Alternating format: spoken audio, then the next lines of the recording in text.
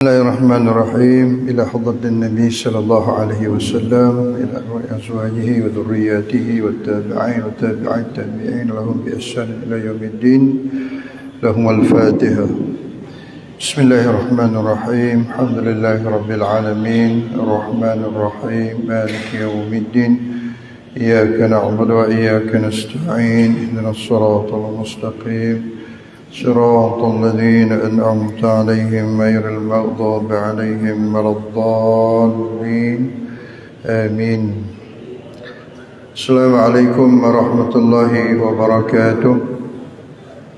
الحمد لله رب العالمين وبه نستعين، والصلاة والسلام على رسوله الأمين وعلى آله وصحبه أجمعين. اللهم اشرح لنا صدرنا ويسر لنا أمورنا واحلل عقدة من ألسنتنا يفقهوا أقوالنا.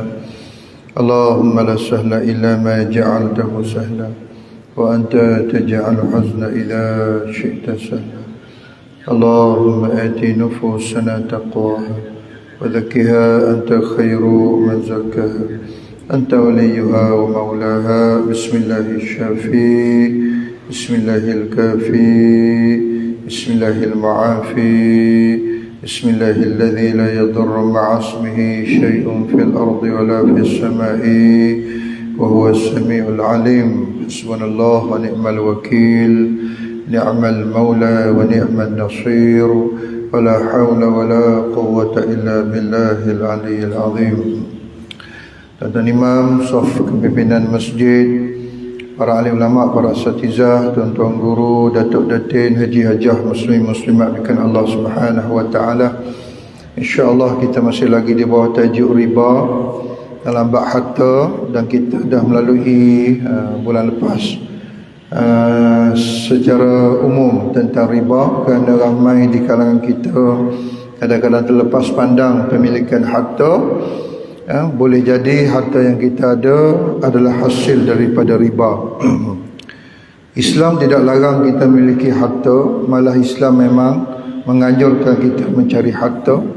Cuma kita tak nak harta yang kita cari menjadi beban kepada kita, bukan saja di dunia, yang paling kita takut menjadi beban kepada kita di akhirat nanti. Sebab harta-harta haram adalah soalan yang ketiga di akhirat. Disebut dalam hadis sahih Bukhari, dalam sahih hadis riwayat Imam Tirmizi, hadis hasan sahih. Disebut la tazulu qadama 'abdin yawmal qiyamah hatta yus'alu an arba'a khissal an umrihi fima afnah, an jasadihi fima ablah, an malihi min aina iktasabahu wa fima anfaqahu, an 'ilmihi fima fa'ala bih. Jadi hadis ni telah menjelaskan kepada kita bahawa ada 4 soalan yang akan disoal siasat di akhirat, dan soalan yang ketiga adalah tentang harta. Jadi nak mencari harta, Allah Ta'ala tanya setiap sen bagaimana harta kita dapat, dan Allah Ta'ala tanya setiap sen bagaimana kita guna dan belanjakan harta. Jadi kita nak tukar harta-harta kita, bukan menjadi beban kepada kita, malah menjadi sumber pahala buat kita di dunia sampai akhirat. Jadi dalam proses kita mencari harta ni, hidup atas muka bumi ni, niat yang penting adalah kerana Allah Subhanahu wa taala.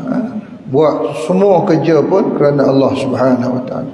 Kita tak nak dalam masjid kita sebut inna salati wa nusuki wa mahyaya wa mamati lillahi rabbil alamin. Tapi keluar je tangga masjid lid dunia, keluar je tangga masjid linnas, untuk manusia.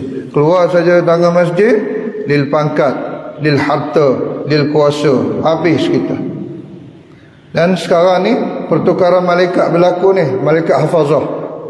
Waktu subuh malaikat akan bawa naik amal soleh kita menghadap Allah, dan ditukar malaikat yang akan bertugas sehingga asar. Asar malaikat yang waktu asar pula bawa naik amal soleh kita ke atas, dan ditukar malaikat yang turun asar bertugas hingga subuh. Dan langit dan setiap amal soleh kita akan melalui 7 langit sebagai tapisan, filtering proses. Langit yang kedua ditahan oleh malaikat. Apakah amal soleh ini, amal kebaikan ini, amal ketaatan ini yang kita buat daripada subuh sampai asar, asar sampai subuh setiap hari, akan ditahan. Langit kedua ditanya, apakah amal kebaikan ini, amal ketaatan ini, amal soleh ini ada niat lid dunia, bukan lillah, lid dunia. Kalau niat kerana lid dunia, tak lepas, dicampak semula ke muka kita. Tapi kita tak perasan. So amal soleh kita takkan naik. Sembahyang kita, puasa kita, umrah kita, sedekah kita, kebaikan kita, jika ada lain pada niat kerana Allah Subhanahu wa taala, maka langit kedua tidak lepas. Tuan-tuan, sebab tu disebut dalam Sahih Bukhari, fi kulli alfi wahid fil jannah. Pada setiap 1000 manusia, hanya seorang sahaja yang akan ke syurga Allah Subhanahu wa taala. Cukup susah untuk ke syurga, cukup susah. Jadi tuan-tuan, langit pertama ditanya dulu, apakah amal kebaikan ini ada dosa lidah? Ditahan oleh malaikat langit pertama. Apakah kebaikan hari ini, waktu ini yang dibawa naik amal soleh ini ada dosa lidah? Mengumpat orang, mengutuk orang, meraih orang, menghina orang, menjatuhkan maruah orang. Kalau ada dosa lidah, langit pertama tak lepas. Dan tuan boleh muhasabah, saya pun dah muhasabah. Langit pertama pun dah susah nak lepas. Kita semayang, lepas semayang mengutuk orang. Kita puasa, dalam puasa tu fitnah orang. Kita sedekah, lepas sedekah ungkit-ungkit. Tak naik amal soleh tu. Langit kedua ditanya pula, lid dunia, tujuannya untuk dunia, untuk kuasa, untuk bakat, untuk harta, untuk kedudukan, bukan untuk Allah, bukan untuk Allah. Tak lepas langit kedua. Langit ketiga ditanya pula, kalau lepaslah, apakah amal soleh ni ada takabur, ada riak, ada sombong? Tak lepas juga. Buat amal kebaikan nak tunjuk-tunjuk pada orang, biar orang puji. Buat kebaikan nak bagi tahu pada orang, biar orang tengok. Tak lepas langit yang ketiga. Allahu a'lam. Saya sendiri pun tak tahu mana amal soleh yang lepas. Tak tahu tuan-tuan. Naik langit yang keempat, ditahan. Ada ujub. Ada perasaan ujub. Apa benda ujub? Aku. Segala ni aku lah. Kalau tanpa aku tak jadi. Aku. Bukan Allah, aku. Ni semua ni dengan aku lah. Semua aku yang buat ni. Semua aku yang plan ni. Semua aku yang rancang ni. Aku. Allah Ta'ala marah betul. Kita mengambil position Allah. Aku tu sepatutnya Allah, bukan kita. Tapi kita ujub. Kita lah. Segala-galanya kita. Lupa Allah Ta'ala. Tak naik amal soleh tu, tak naik. Allahu Akbar. Satu lagi langit yang ketujuh. Ditanya ada tak unsur-unsur sum'ah. Sum'ah ni apa maksud? Kita suka orang cakap pasal kebaikan kita. Pak Haji tu alhamdulillah, suka dia sedekah subuh, kita pun dengar. Dia suka. Kita suka orang cakap pasal kita. Sum'ah dia sebut. Pak Haji tu, qabliyah ba'diyah tak pernah tinggal. Kita suka orang cakap kebaikan kita tu. Dan kita nak dengar benda tu. Akulah tu. Sum'ah namanya. Tak lepas juga amal soleh. La haula wala quwwata illa billah. Semuanya masalah hati lah. Daripada langit pertama, langit kedua, langit ketiga, langit keempat, langit kelima, langit keenam, langit ketujuh, semua masalah hati. Hati yang tak betul, hati yang tak baik, hati yang tak elok. Itu penyakit hati. Ada 800 semua penyakit hati ni. 800. Itu belum tambah lagi dengan setan, tambah lagi dengan nafsunya. Banyak betul ujian kita atas muka bumi ni. Sebab tu sahabat minta Nabi doa, jangan dihidupkan kami pada zaman ini, zaman fitan. Fitan ni maknanya jamak kepada fitnah, plural. Fitnah tu satu, fitan tu banyak.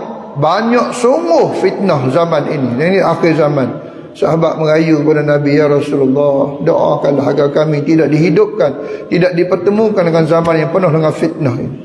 kita dihidupkan pada zaman ini, maka lagi kuat kita kena pegang dengan Islam, lagi kuat kita kena pegang dengan agama, lagi banyak ilmu yang kita kena cari kita, kerana kita dihidupkan pada zaman yang sahabat tidak mahu dia dan mereka dipertemukan dengan zaman ini, zaman penuh dengan fitnah. Itu sebut fitan tu, terlampau banyak fitnah, tak tahu mana satu betul, tak tahu mana satu salah. Itu disebutlah doa, Allahumma arinal haqqa haqqa warzuqna ittiba'ah wa arinal batila batila warzuqna ijtinabah. Ya Allah, tunjukkanlah kepada kami yang benar itu benar, berilah kekuatan kepada kami untuk mengikutinya. Ya Allah, tunjukkanlah kepada kami yang salah itu salah, yang palsu itu palsu, yang batil itu batil, dan berilah kekuatan kepada kami untuk menjauhnya. Kadang-kadang kita nampak itu benar, tapi kita tak ada kekuatan, iradah dan qudrah tidak ada. Minta dengan Allah, ya Allah, benda ni benar, berilah kekuatan kepada kami untuk mengikut. Tapi kita tak boleh nak buat, tak boleh nak lalu juga. Kita tahu benda itu benar, dan kita tahu benda itu palsu, kita tahu benda itu salah, tapi kita tak boleh nak jauhi juga. Maka minta kekuatan daripada Allah Subhanahu wa ta'ala. Baik tuan-tuan melihatkan Allah Subhanahu wa ta'ala. Ini kita bincang bab riba itu sebab kadang-kadang orang tak pasti di mana riba berlaku. Gaji kita, pencen kita, simpanan kita, rumah kita, kereta kita, kad kredit kita, pinjaman alung, memang riba lah. Pinjaman alung ni memang riba. Koperasi kredit, hati-hati. Kemudian akaun meniaga, akaun badan-badan NGO, akaun sekolah. Bila kita buka akaun, saving account ke, current account ke, atau fixed deposit ke, nak kena tahu apakah akaun-akaun itu riba base atau non riba base. Jadi kita nak pastikan harta-harta kita halal lagi baik tuan-tuan. Bagaimana dengan insurans rumah? Kita ambil insurans, tak ambil takaful. MRTT ke atau MRTA? Kita ambil MRTA. MRTA memang conventional base. Kereta kita coverage, kita tak ambil takaful untuk cover note, kita ambil insurans, maka riba base. Kad perubatan kita tak ambil takaful, kita ambil insurans, riba base. Life insurance pun kita ambil insurans, kita tak ambil takaful, maka riba base sistem. Banyak semua pendapatan syarikat pula, sebab ramai bekerja di bank-bank konvensional. Habis itu bercampur gaji kita. Ustaz, macam mana gaji bila kita kerja di bank konvensional? Anak-anak kita kerja di bank-bank konvensional, bank riba. Abang kita, adik kita, kakak kita, pak saudara kita, mak saudara kita, kawan-kawan kita yang kerja di bank-bank riba, maka gaji mereka bercampur halal dan haram. Apa hukum kedudukan gaji tersebut? Sebab ditanya di akhirat, bagaimana dapat harta ni? Kerja di bank riba. Nak jawab macam mana di hadapan Allah? Maka nak kena tahu kedudukan, apakah boleh atau tidak pendapatan yang bercampur. Kalau jelas haram tu lain, yang ni bercampur. Sebab kita tak pasti gaji kita dibayar dari sumber mana. Walaupun kerja di bank riba, tapi pendapatan bank riba bercampur. Dia ada bukan semua daripada riba base, dia ada fee base. Yang fee base tu halal, yang riba base tu haram. Dan pendapatan bank-bank riba, bank-bank konvensional dia bercampur halal haram dan dibayar gaji kita. Apakah pendapatan bercampur dibenarkan dalam hukum syara'? Bagaimana pinjaman kerajaan, government loan? Kita dah bincang itu, ramai orang beli rumah masuk kerja kerajaan, kita ambil pinjaman kerajaan, government loan. Habis bayar dah ustaz, habis bayar dah. Habis tu rumah nak buat macam mana? Mana rumah dah habis bayar daripada pinjaman kerajaan, berikan rumah tu pada ustaz. Pajak gadai.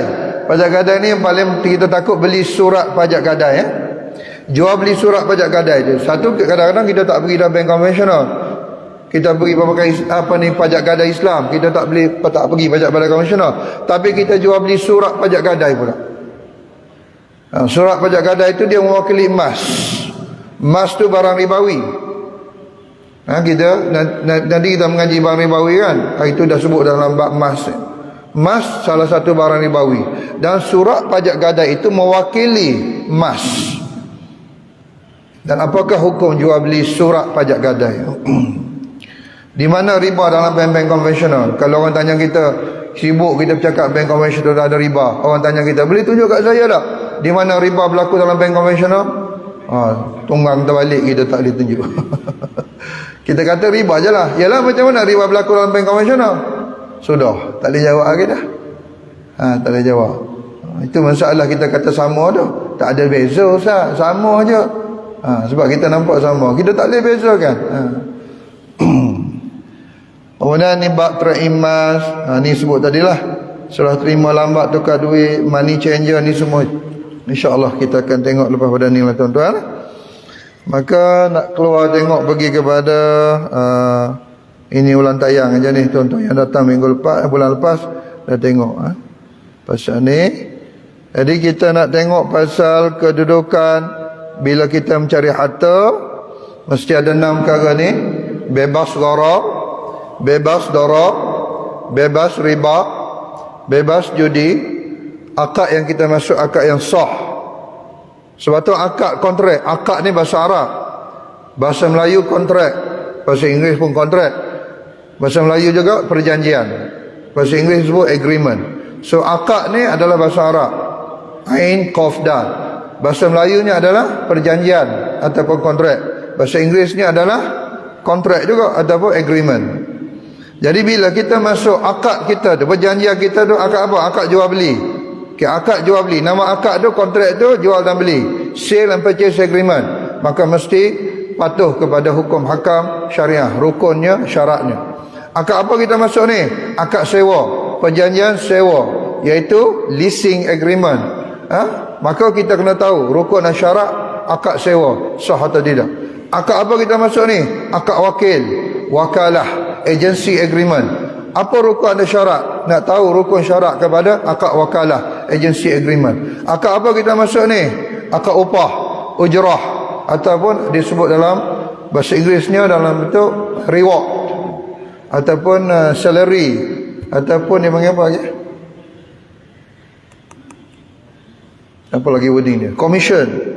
Apalah. Tapi akad tu akad yang sah, sebab harta tu kita nak milik. Sebab tu penting dalam Islam kita mengaji rukun dan syarat pada setiap kontrak, pada setiap agreement, supaya kita tahu kita memiliki harta dengan cara yang sah. Dan benda yang kita nak milik itu mesti halal lagi baiklah. Halalan tayyiban. Quran dia tak berhenti sampai halalan. Kita baca ayat tu, dia mesti tayyiban. Tayyiban itu adalah proses. Proses. Barang tu dah halal, tapi proses tu tak halal. Tak halal juga. Sebab tu disebut halalan tayyiban. Bukan saja halal, pasal proses untuk dia menjadi halal juga kita nak kena tengok. Itu dia tak berhenti sampai halala, tapi dia gabungkan halalan tayyiban. Macam mana proses dia buat, preparation dia buat, manufacturing dia macam mana, production dia macam mana, selection dia macam mana, dia punya preparation dia macam mana. Sebab tu halal certification Malaysia ni adalah yang antara yang terbaik. Kalau sebut CJ halal Malaysia, letak aja logo tu, orang tak akan query. Saya ada halal certified daripada JAKIM. Hampir sebulan kursus untuk dapatkan CJ halal. Memang very technical lah. Very technical. Nak pastikan sesuatu tu halal, bukan mudah nak dapat logo halal tu, bukan mudah. Sebab tu Malaysia ada logo halal je satu dunia iktiraf. Sebab proses kita sangat-sangat dia panggil apa, detail, sangat detail untuk dapatkan halalan thayyiban tadi. Contohnya kita solat ni kan, tali pinggang tu. Tali pinggang tu daripada kulit binatang. Kita solat tali pinggang tu daripada kulit binatang. Okey, kulit binatang tu kulit apa? Kalau kulit binatang yang bukan halal, memang tak boleh lah, tak boleh semayang. Semayang pun jadi tak sah. Sekarang ni kulit tu kulit daripada binatang yang halal. Okey, bagaimana kulit tu diambil? Binatang tu disembelih ke, atau binatang tu kulit bangkai? Kita pakai tali pinggang tu masa solat daripada kulit binatang. Sama juga permata cincin ni. Permata cincin ni kita ambil daripada mana permata ni? Kalau kita ambil daripada gading gajah, tu binatang tu, gading tu, dan kita pakai nak buat solat, besar main ni kita punya cincin tu permata tu, tapi daripada gading gajah, dan kita pakai untuk solat. Apa hukum solat tu? Banyak isu dan kadang-kadang kita terlepas pandang. Ini muslimat pakai apa, makeup, kosmetik daripada siput babi. Dia ambil cairan siput babi. Siput tu babi tu. Sekarang ni cairan siput babi, kalau yang pakai yang buat kosmetik. Sebab ramai sekarang ni ada proses, siapa ada siput babi dia beli 5% seekor tau, boleh jual. Yang ada jumpa siput babi boleh buat perniagaan siput babi. Sebab cairan siput babi itu digunakan untuk kosmetik. Persoalannya ialah kita guna, kita pakai dan berada di kulit muka dan kita berwuduk. Satu, cairan siput babi itu halal ke haram. Yang kedua, dipakai di muka ni bagaimana kedudukannya. Itu bab nanti kita bincang lah, bab halal haram. Banyaklah cerita dia. Ini bab harta ni dulu. Maka riba kita dah bincang itu. Riba ada dua bahagian besar, al-buyu' dengan ad-duyun. Riba dalam jual beli dan riba dalam hutang piutang pinjaman. So yang ni berlaku banyak dalam kehidupan masyarakat kita. Dan ini dalilnya, allazina ya'kuluna ar-riba la yaqumuna illa kama yaqumu alladhi yatakhabbathu asy-syaitanu minal mas. ذلك بأنهم قالوا إنما البيع مثل الربا وأحل الله البيع وحرم الربا فمن جاءه موعظة من ربه فانتهى فله ما سلف وأمره إلى الله ومن عاد فأولئك أصحاب النار hum fiha khalidun. Nanti kita tengok tafsir ayat ni. Kenapa boleh kekal dalam api neraka Jahannam ni? Yamhaqullahu ar-riba wa yurbi as-sadaqat wallahu la yuhibbu kulla kaffarin athim. Innal ladhina amanu wa 'amilus salihati wa aqamus salata wa atawuz zakah lahum ajruhum 'inda rabbihim wa la khawfun 'alayhim wa la hum yahzanun. Ya ayyuhalladzina amanu taqullaha wa dharu ma baqiya minar riba in kuntum mu'minin. Ini Allah Ta'ala sindir kita ni. Wahai orang-orang yang beriman, bertakwalah kamu kepada Allah dan tinggalkanlah kamu saki-baki riba jika benar kamu orang-orang yang beriman. Itu Allah Ta'ala sindir tu. In kuntum mu'minin. Sebab orang beriman ni dia akan tinggal terus. Tak ada lagi nak tanya-tanyanya. Sebab ini arahan. Ini ayat ni ayat arahan ni. Tapi Allah Ta'ala sindir, jika benar kamu beriman, maka kena tinggal lah. Tapi ramai orang tak tinggal-tinggal juga. Jika sekiranya kamu tak tinggal lah, ya ayyuhalladzina amanu taqullaha wa dharu ma baqiya minar riba in kuntum mu'minin. Fa in lam taf'alu fa'dhanu biharbin minallahi wa rasulih. وَإِن تُبْتُمْ فَلَكُمْ رُؤُوسُ أَمْوَالِكُمْ لَا تَظْلِمُونَ وَلَا تُظْلَمُونَ وَإِن كَانَ ذُو عُسْرَةٍ فَنَظِرَةٌ إِلَى مَيْسَرَةٍ أَن تَصَدَّقُوا خَيْرٌ لَكُمْ إِن كُنتُمْ تَعْلَمُونَ وَاتَّقُوا يَوْمًا تُرْجَعُونَ فِيهِ إِلَى اللَّهِ ثُمَّ تُوَفَّى كُلُّ نَفْسٍ مَا كَسَبَتْ وَهُمْ لَا يُظْلَمُونَ. Satu muka surat ni ayat riba dan riba al-qurud. Ni ayat untuk satu jenis riba saja, riba al-qurud. Riba ada 4 jenis. Riba-riba lain dalam ayat lain atau hadis lain. Dan ayat 281 sambungan kepada ayat riba ni. Inilah ayat yang terakhir diturunkan oleh Allah Subhanahu wa taala. Bukan ayat al-yauma akmaltu lakum dinakum wa atmamtu alaikum ni'mati wa raditu lakumul Islam madinah. Ulama-ulama tafsir bersetuju bukan ayat itu ya, ayat akhir. Ayat akhir ialah ayat riba. Ini 281 ni. Wattaqu yawman turja'una fihi ila Allah thumma tuwaffa kullu nafsin ma kasabat wa hum la yuzlamun. Sebab antara syariat yang terakhir dibincangkan adalah mengenai hukum hakam riba. So ulama-ulama tafsir kata ini antara ayat yang terakhir yang diturunkan berkaitan dengan riba. Allahumma salli ala Sayyidina Muhammad. Tuan-tuan, maka nak sebut sini bagaimana harta haram kesan pada diri kita. Kullu lahmin nabata min haramin fannaru aula bih. Sebab tu masalah daging-daging yang tumbuh daripada harta haram. Jadi harta riba ni, dividen riba, untung riba, pelaburan riba, simpanan riba, kita makan tukar jadi darah daging. Maka Nabi sebut dengan jelas, nerakalah tempatnya. Dicelup kita neraka jahanam. Bukan tak boleh cari harta. Sekarang harta ada unsur riba. Daripada unsur riba tadi kita beli beras, beli ikan, beli sayur, beli gula, beli gandum, beli telur, dan berubah menjadi darah daging kita sebab kita makan. Maka dibakar api neraka jahanam setiap cebisan daging yang tumbuh daripada harta haram. Tak laratlah kita kena celup api neraka jahanam, sebab panas api neraka jahanam itu 70 kali ganda daripada api dunia. Sangat-sangat panas. Tak mampu kita nak menanggung api neraka jahanam. Maka Nabi bagi tahu dengan jelas, jangan main-main dengan harta haram. Sebab kesan harta haram adalah hati rosak. Kesan harta haram menyebabkan akal fikiran rosak. Kesan harta haram, maka seluruh anggota badan bermaksiat kepada Allah. Itu yang marah sangat Nabi kepada harta haram ni. Kalau tengok tafsir hadis ni, tuan-tuan boleh buka juga tafsir hadis. Tafsir ni bukan tafsir Quran aja, tafsir hadis pun ada. Tafsir hadis ni, kenapa Nabi marah sangat? Ulama, para muhaddisin mengatakan bahawa kesan harta haram adalah hati tu rosak.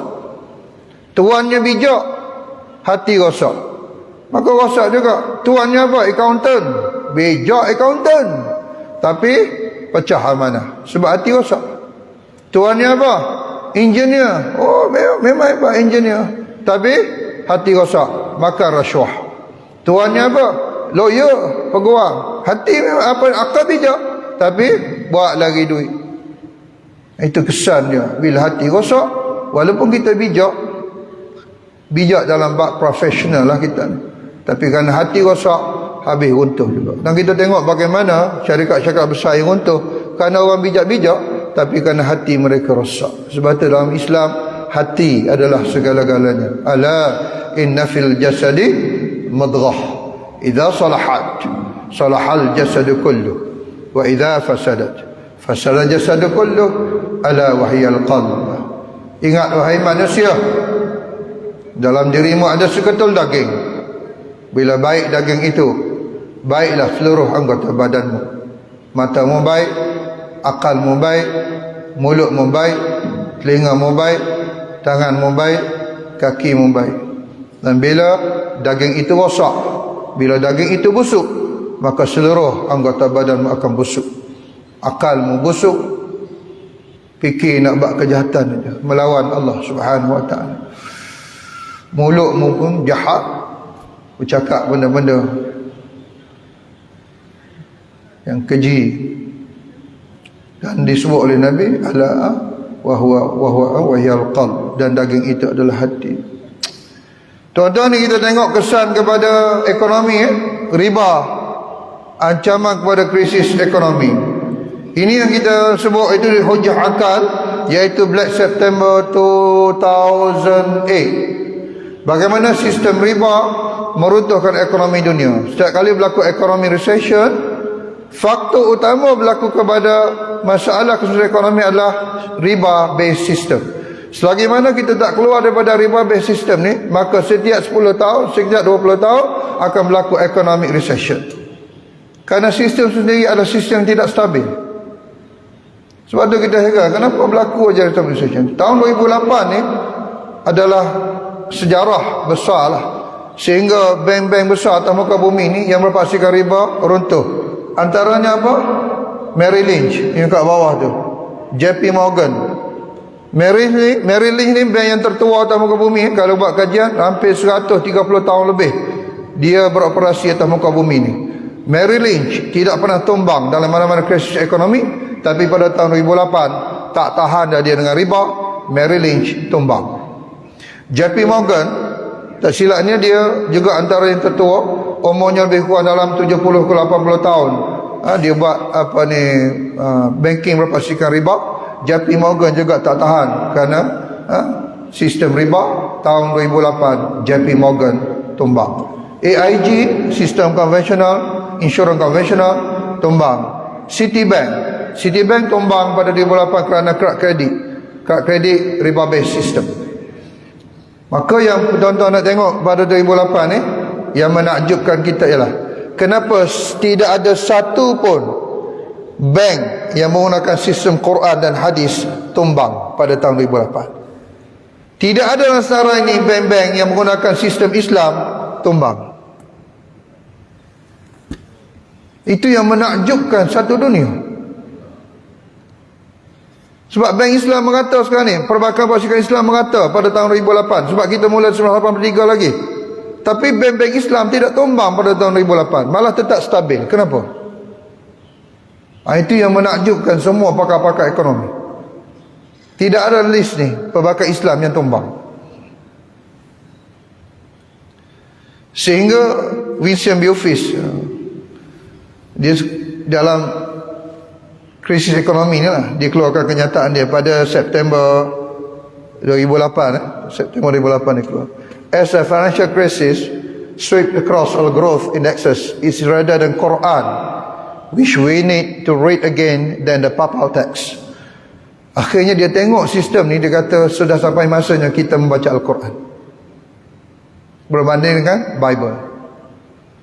Ini manusia yang pakar dalam bidang ekonomi.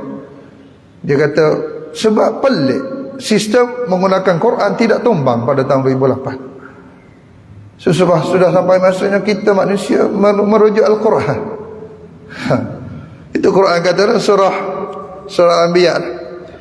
Sanurihim ayatina fil afaq wa fi anfusihim hatta yatabayyana lahum annahu al-haqq. Itu bila kita baca Quran tu, hebat Quran. Kata Allah, akan aku tunjukkan kekuasaan aku kepadamu, wahai manusia, di akhir zaman nanti, sehingga kamu mengakui bahawa Al-Quran itu sebuah kebenaran. Itu dia. Quran sebut. Sanurihim ayatina fil afaq wa fi anfusihim hatta yatabayyana lahum annahu al-haq. Sehingga kamu akhirnya mengakui bahawa Quran ini adalah sebuah kebenaran. Quran sebut.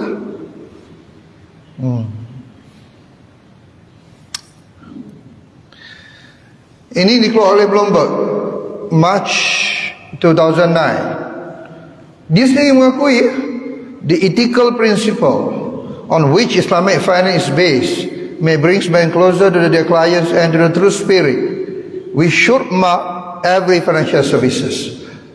Akhirnya mereka mengiktiraf sistem kewangan Islam adalah sistem yang paling beretika, the most ethical system. Akhirnya manusia mengakui. Yang ni World Congress Accountant 2010. Saya ingat lagi yang buat di Hotel Nikko. Hotel Nikko pun tak ada dah. Tapi bila krisis yang berlaku tahun 2008, 2010, semua accountant atas muka bumi ni berhimpun di Hotel Nikko. Dan dia keluarkan statement Islamic finance. Ni dia punya resolusi ni, resolution. Islamic finance can bring about growth and development while contributing towards preserving financial stability. This was because the growth of Islamic financial asset was generally accompanied with the growth of underlying activities that have economic value. Riba tak ada economic value. Dia float. Dia tidak asset base. Riba dia tidak asset base. Dia riba atas riba, riba atas riba, riba atas riba. Itu di Quran sebut ada afan mudha'afah. Tak bayar, kenakan riba. Tak bayar, kenakan riba. Tak bayar, kenakan riba. So tak ada apa tu. Dia bukan asset base. Jadi kalau runtuh, runtuh. satu tak boleh bayar, semua collapse. Kita ada aset, tak boleh bayar aset ada. Itu beza sistem Islam dengan bukan Islam. Real economic growth. Ini save the world. Sehingga mereka keluarkan satu movement dekat UK, selamatkan dunia daripada sistem riba. Kembali kepada sistem Islam. Sebab tu di UK banyak pemakan Islam. Save the world. Ini Tun Mahathir kita. Tun Mahathir pun sebut riba ancam ekonomi. Ini antara benda yang dia buat lah. Jasa dia jugalah masa pemerintah Malaysia buat sistem kewangan Islam ni. Tapi Einstein pun ada menyebut bukan 7 keajaiban dunia. Keajaiban dunia ada 8. Dan keajaiban yang ke-8 adalah riba based system. Siapa sebut? Einstein. Sebab dengan riba based system kita boleh menjajah negara. Dengan riba based system kita boleh memengkerakkan negara. Dengan riba based system kita boleh memufliskan negara. Nak sebut pun tak boleh ni live. 1MDB contohnya, atau riba based system dah. Tapi nak sebut tak boleh live. Kita duk bayar interest setiap tahun. Belum prinsipal dah.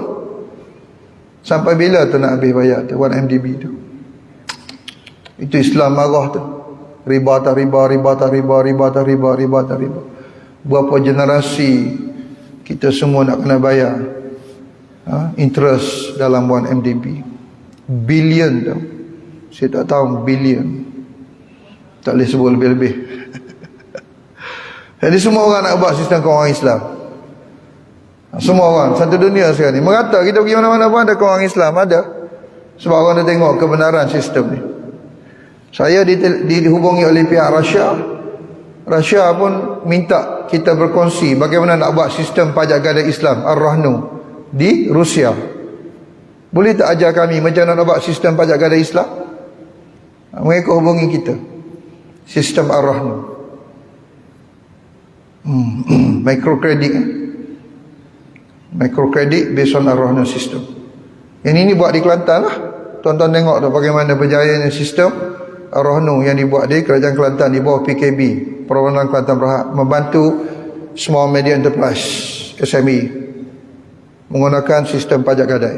So mereka beralih daripada pinjaman alung kepada sistem Ar-Rahnu pajak gadai, dan benda tu berlaku di negeri Kelantan. Kita boleh tengok contoh, dan sekarang ni banyak berlaku di seluruh Malaysia. Bagaimana microcredit system menggunakan kaedah Ar-Rahnu memang berjaya. Yang ni saya sebutlah bank-bank yang ada di Malaysia ni. Ambil bank yang patut syariah ajalah. Ada 26 bank semua. Ada full flash, ada yang tidak full flash, subsidiary aja Islam. Yang pentingnya ambil pelbagai Islam supaya kita selamat daripada riba. Okey, tu dia. Ni kita sebut tadi. Apakah riba sebenarnya, bagaimana riba berlaku dalam muamalat, bagaimana riba dan jual beli, al-buyu' dan duyun tu macam mana. Ni semua nak kena mengaji dengan lebih lanjut. Ini pertama sekali dirasuk setan ayat dia. Orang yang terlibat dengan riba dirasuk setan. Sebab ada saya ceramah di Kangar Perlis. Ni kisah benar. Bila saya baca ayat ni, orang yang terlibat dengan riba adalah orang yang dirasuk setan. Dia pun bangun. Dia tanya, Ustaz, saya beli rumah dengan bank riba, saya beli kereta dengan bank riba, saya simpan dengan bank riba, tak rasuk setan pun saya, dia kata. Itu antara soalan yang saya sendiri, ya Allah. Dia macam dirasuk setan atau ayat, kalau kita buka tafsir, macam dihinggap penyakit gila ni. Orang makan riba ni, orang terlibat dengan riba. Itu, jadi dia kata, Ustaz, saya tak rasa pun saya dirasuk setan. Saya pun tak rasa saya ni macam orang gila. Okey je saya, dia kata, Ustaz. Macam mana Tuan Haji nak jawab? Sebab Quran kata macam ni. Dia kata tak ada, saya tak dirasa setan pun. Okey je saya. Masa tu hampir 80 orang dewan tu saya ceramah. Dia tanya soalan tu, orang lain pun tengok, betul juga, okey je dia tu. Macam mana nak jawab? Sebenarnya saya duk fikir hari tu, macam mana saya nak jawab? Sebab dalam dewan tu kan, bab muamalat ni dia based on akal. Dia ada rational. Kalau bab muamalat dia tak perlukan rational. Maksudnya dia tak perlukan hujah akal. Kalau bab ibadah, contohnya kita cium Hajarul Aswad, batu je tu, tapi Nabi buat, tak payah justify lah. Itu bab ibadah, sami'na wa ata'na. So bab ibadah tak perlu rationalization. Sebab Nabi buat, kita buat. Kita buat sa'i, pergi mari Safa Marwah, kemudian berlari-lari anak. Kenapa buat tu?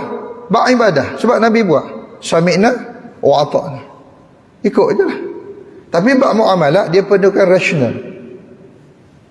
Ini boleh, kenapa? Ini tak boleh, kenapa? Bab muamalah dia perlukan rasional. Itu beza muamalah dengan ibadah. Jadi dalam kes ni dia tanya saya, tak rasuk syaitan pun saya kata, tak gila pun saya. Habis tu macam mana nak jawab?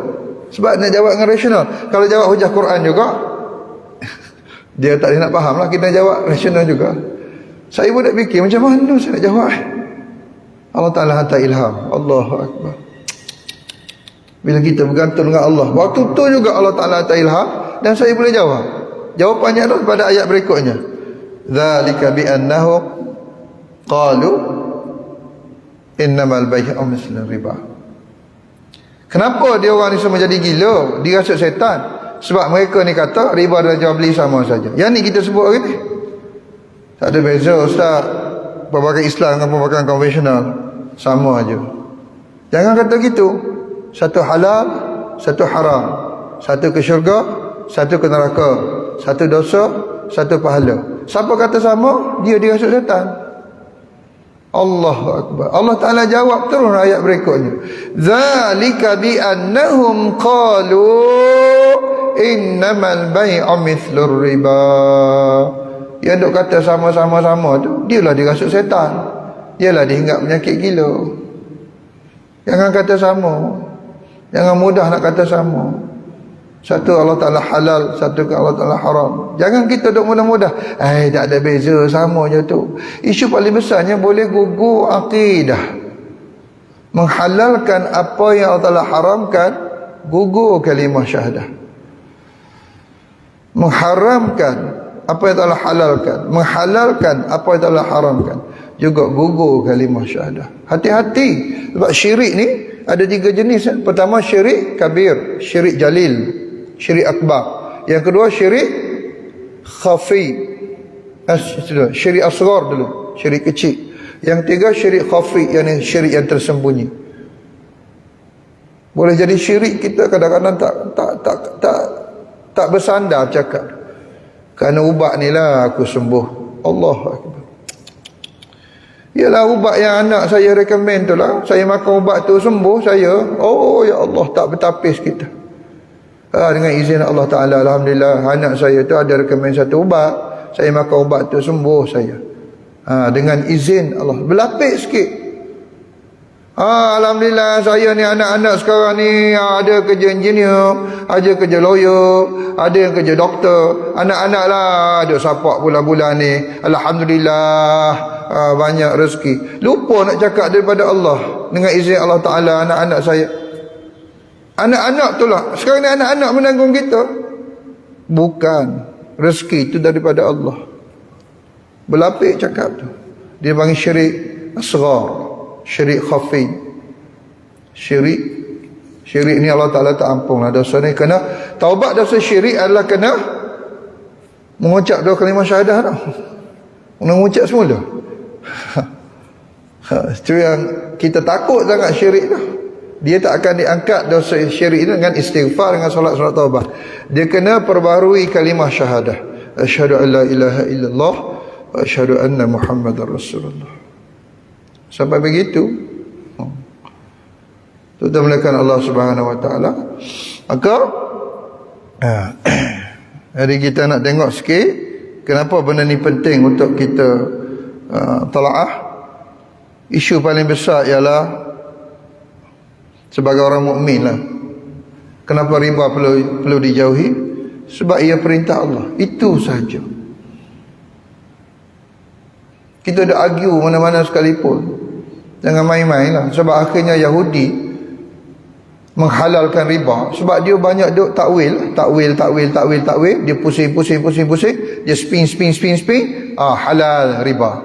Sedangkan dalam kitab mereka riba itu haram kepada bangsa Yahudi, tapi kerana mereka takwil, nak cari juga jalan keluar, nak cari juga hilah, nak cari juga legal trick, disebut legal trick, hiyal, takwil, akhirnya riba halal. Kita takut macam tu. Macam-macam kita namakan. Bukan riba ni ustaz, komisen.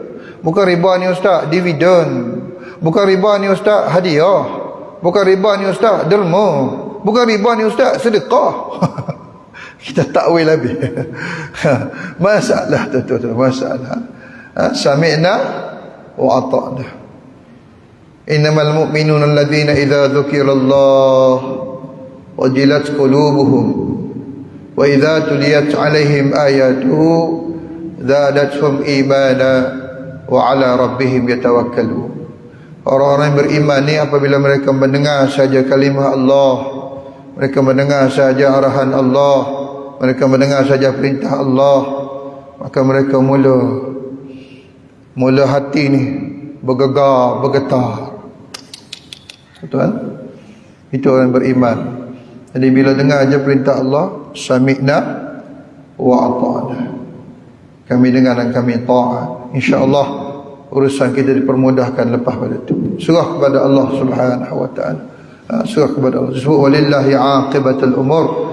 Serah kepada Allah. Kita nak kembali kepada Allah, nak taubat, macam-macam nak kepala kita ni. Peninglah pening. Saya ceramah di setiap bangsa, ada seorang hamba Allah tu bila dengar riba ni haram, dia beli rumah dia 1.8 juta. Baru aja tanda tangan agreement. Ustaz, 1.8 juta saya nak refinance mula dengan sistem Islam. Legal fee pun banyak ustaz, saya nak kena bayar. Macam mana saya nak buat semula ni 1.8 million rumah ni? Saya ambil sistem riba. Saya tak tahu begitu dahsyatnya dosa riba. Tuan-tuan, dia jumpa saya, jangan nak buat ustaz, legal fee pun mahal. Allahu akbar kabira. Saya kata kaedah taubatnya begitu, wajib keluar daripada dosa, dan tak ada cara. Takkan tuan-tuan nak duduk dalam riba? Tak boleh. Jadi ikhtiarlah ke mana-mana pun, serah pada Allah. Allah Ta'ala, ya Allah, aku nak kembali kepada agamamu, aku nak bertaubat, aku nak taat kepadamu, tolonglah aku. Sebab tu disebut walillahi aqibatul umur. Ni ayat riba tu, dalam ayat riba tu, walillahi aqibatul umur. Serah kepada Allah. Bila kita nak kembali kepada Allah, Allah tahulah macam mana nak uruskan. Pertama, istihar perang kepada Allah dan Rasul.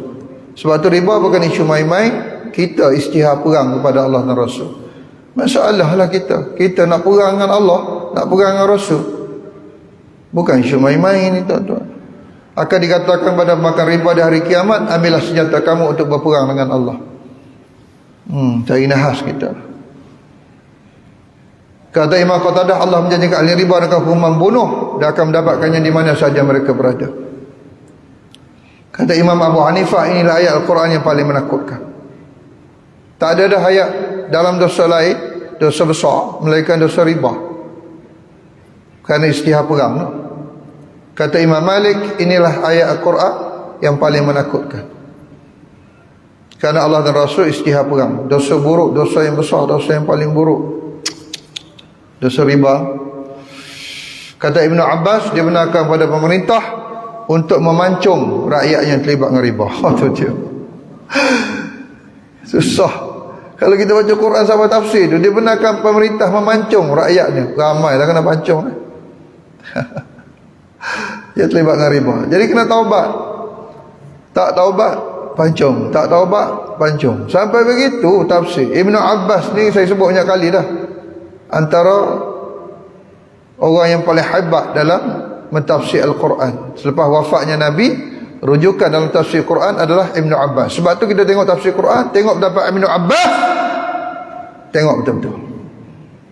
Sebab Umar rujuk pada Ibn Abbas, Abu Bakar rujuk pada Ibn Abbas selepas Nabi wafat, Ali rujuk pada Ibn Abbas. Jadi pendapat Ibn Abbas ni bukan main-main. Dan Ibn Abbas kata, pancung. Dah taubat tak apalah, yang tak taubat. Dua, menjemput pada Allah. Riba maksud menjemput pada Allah. Itu kita takut dah.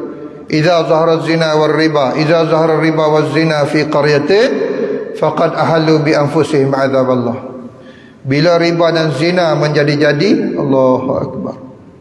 Hari ini riba pun menjadi-jadi, zina pun menjadi-jadi, maka kita sebenarnya menjemput murka Allah Subhanahu wa taala. Macam mana Allah Taala menghantar dia punya kemurkaan, kemarahan tu, wallahu alam, dengan gempa bumi, dengan tsunami, dengan tanah runtuh, macam-macam lah Allah Ta'ala boleh hantar tentera-tentera dia. Tiga, hilang berkat harta dan kehidupan. Tak akan kaya kita dengan harta riba. Penat kita cari harta, sebab Allah Ta'ala cabut keberkatan. Yamhaqullah riba.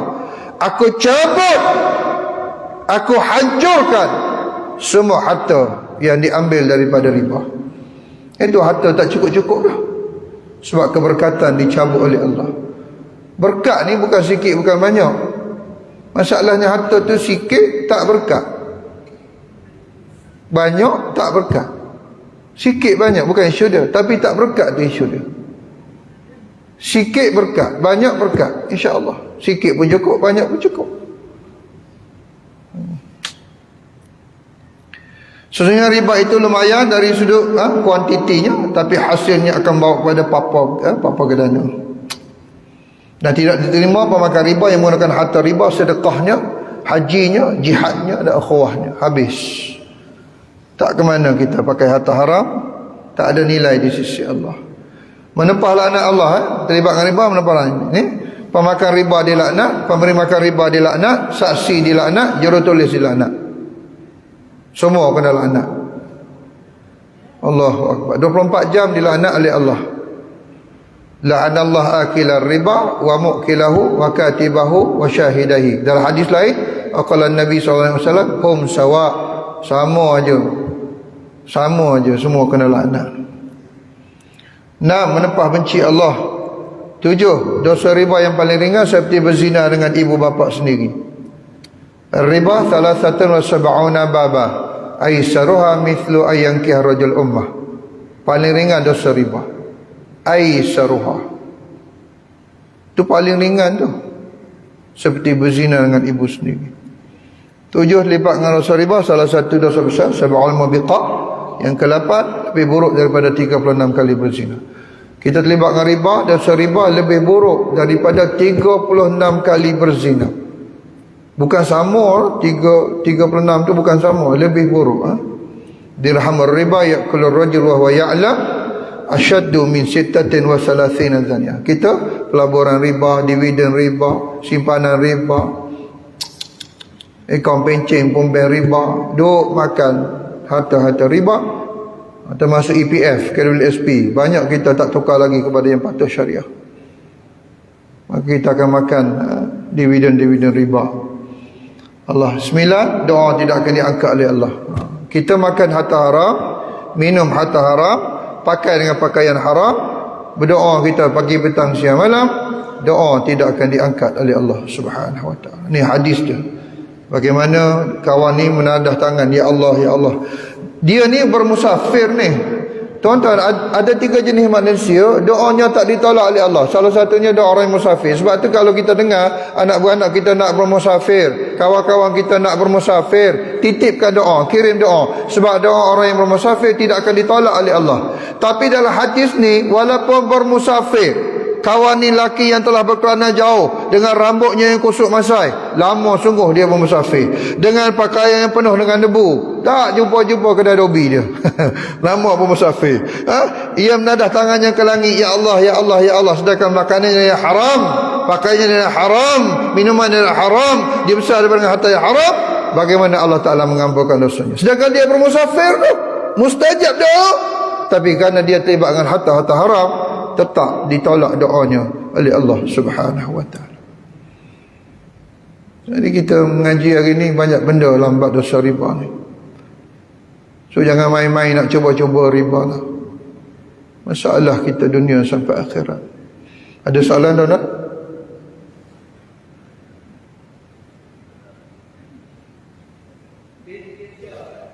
Ha?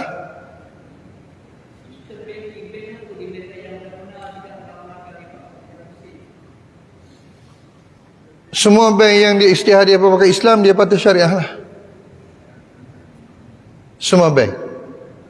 Sebab dia digovern di bawah IFSA, Islamic Financial Services Act 2013. Akta ni memberitahu dengan jelas, kalau mana-mana bank kontradik dengan syariah prinsipal, maka bank negara akan masuk campur. Section 29, Section 28, tak silap saya, dan boleh denda berjuta-juta. Jadi mana-mana bank yang declare dia pakai Islam, dia tak boleh main-main. Sebab akta ni bagi tahu. Dan lembaga pengarah boleh dipenjarakan jika didapati sistem kewangan itu tidak patuh dengan hukum syarak. Jadi kalau Datuk Seri tanya saya mana satu, yang saya sebut tadilah semua yang patuh syariah. Mana-mana bank yang beroperasi di Malaysia memang tertaluk kepada IFSA 2013 dan mereka kena comply, adherence 100%. Jadi nak kata Islam tak Islam, yang mana lebih yang mana kurang, wallahu alam. Sebab kita jumpa sama-sama, kita pun tanya, awak lebih Islam daripada saya, kita betul salah nak cakap, awak Islam daripada saya lebih ke? Tak juga. Awak beriman lebih, susah kita nak justify gitu. Tapi kaedahnya adalah mana-mana bank yang laksanakan kewangan Islam di Malaysia wajib patuh kepada IFSA 2013. Wallahu alam. Nak cakap lebih-lebih pun live, payah tu. Ada soalan lain? Nantilah kita makan kejap lagi saya beritahu. Sebab dia live ni susah cakap. Ada lain? Tak ada. Terima kasih banyak. Ini nak taubat dasar riba, nanti kita bincang sesi lain lah. Taubat harta haram ni. Ini belum masuk taubat harta haram lagi ni. A'udzubillahi minasyaitonirrajim. Bismillahirrahmanirrahim. Alhamdulillahi Rabbil Alamin. Allahumma salli wa sallim ala Sayyidina Muhammad wa ala alihi wa sahbihi ajma'in. Allahumma inna nas'aluka ridhaka wal jannata wa na'udzu bika min sakhatika wan nar. Ya Allah, kami mohon ridhamu dan syurgamu. Ya Allah, peliharalah kami daripada murkamu dan azab api nerakamu. Allahumma arinal haqqa haqqa warzuqna ittiba'ah wa arinal batila batila warzuqna ijtinabah. Ya Allah, tunjukkanlah kepada kami yang benar itu benar. Berilah kekuatan kepada kami untuk mengikutinya. Ya Allah, tunjukkanlah kepada kami yang salah itu salah, yang batil itu batil, yang palsu itu palsu. Dan berilah kekuatan kepada kami untuk menjauhinya. Sallallahu ala Sayyidina Muhammad wa ala alihi wa sahbihi wa sallam. Alhamdulillah Rabbil Alamin. Taqabbalallahu minkum.